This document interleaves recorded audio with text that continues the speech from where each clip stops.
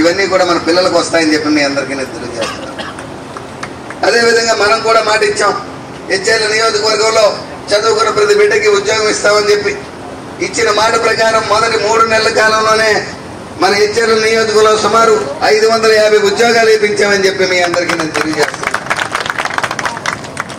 అదే వచ్చి చంద్రబాబు నాయుడు గారు జూన్ 7వ తారీఖున ప్రమాణ స్వీకారం చేసి నిన్న సెప్టెంబర్ 20వ తేదీ నాటికి కరెక్ట్గా 100 రోజులు పూర్తయింది.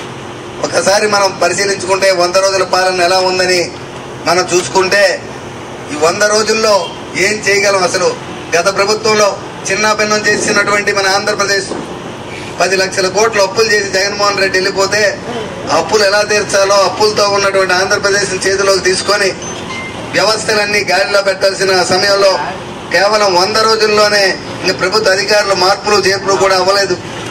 అయినప్పటికీ కూడా ఇచ్చిన మాట ప్రకారం మన ప్రీతం ముఖ్యమంత్రి నారా చంద్రబాబు నాయుడు గారు మనకి ముఖ్యమంత్రిగా ప్రమాణ స్వీకారం చేసిన వెంటనే మనకి పెన్షన్ ఇచ్చిన మాట ప్రకారం పెన్షన్ కార్యక్రమం 3,000 రూపాయల పెన్షన్ ని 1,000 రూపాయలు పెంచి 4,000 రూపాయలు చేశారంటే అది చంద్రబాబు నాయుడు గారి యొక్క మాట నిదర్శనం అని చెప్పి మీ అందరికీ నేను తెలియజేస్తున్నాను. జూలై 1న 4,000 రూపాయల పెన్షన్ ఇప్పించి అంతకు ముందు వరకు ఏప్రిల్, మే, జూన్ 3 నెలల తాలూకా బకాయి 3,000 కలిపి 7,000 రూపాయల పెన్షన్ 1వ తారీఖున పెన్షన్ ఇప్పించే అధికారులు నాయకులు అందరూ కలిసి పెన్షన్దారుడు ఇంటికి వెళ్ళి ఉదయం 6 గంటలే ఇంటికి వెళ్ళి పెన్షన్ ఇచ్చిన కార్యక్రమం ప్రపంచంలో ఎప్పుడూ ఎక్కడ జరగలేదని చెప్పి మీ అందరికీ తెలియజేస్తాం. అదేవిధంగా సెప్టెంబర్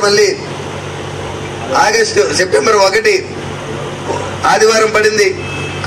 మరి ఆదివారం అయితే అధికారులు అందరూ సెలవు రోజు కాబట్టి వాళ్ళు ఇబ్బంది పెట్టడం ఇష్టం లేక ఆగస్టు 31నే మరి ఆ పెన్షన్ కార్యక్రమం ఇప్పించారంటే అది చంద్రబాబు నాయుడు గారి గొప్పతనం. అంతేకాదు పెన్షన్లే కాదు, ప్రభుత్వ ఉద్యోగుల జీతాలు కూడా గత ప్రభుత్వంలో ప్రభుత్వ ఉద్యోగులందరికీ జీతం ఎప్పుడు వస్తుందో తెలియదు. కానీ ఈ రోజు చంద్రబాబు నాయుడు గారు పెన్షన్లు ఇచ్చిన రోజునే ప్రభుత్వ ఉద్యోగులందరికీ కూడా వాళ్ళ అకౌంట్లో జీతాలు పడే విధంగా చర్య తీసుకున్నారని చెప్పి మీ అందరికీ నేను తెలియజేస్తున్నాను. అదేవిధంగా నిరుద్యోగ యువత